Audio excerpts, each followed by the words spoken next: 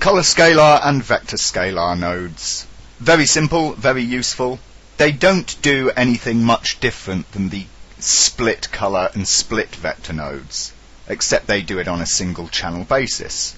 Basically, they take either a color input or a vector input, and they output one of the components of that. We see again here on the vector, you can output individual channels or the vector length, and of course those come out as scalars. Let's just take a quick peek here at the color scalar so as we can understand a couple of things that these two nodes do.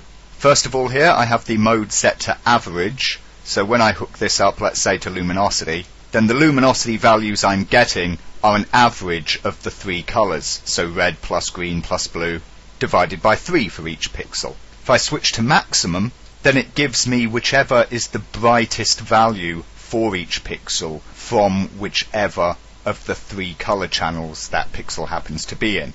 So if this pixel, let's say here, is brightest in the red channel, then I get the red value for that pixel. If the pixel next to it were brightest in the blue channel, then I'd get the blue channel value for that pixel. So this outputs whatever is the maximum value in any of the 3 channels, and minimum does, of course, the opposite, outputting whichever is the lowest value in any of the 3 channels.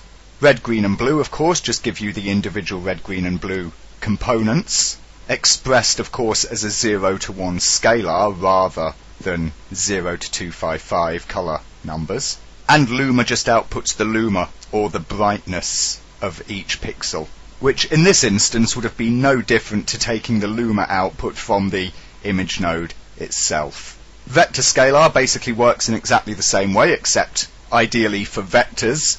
Although, of course, because colours and vectors are both triplets, as we've discussed before, you can just as easily plug a colour value into the vector scalar, and you get basically the same effect that you would have had with the colour scalar.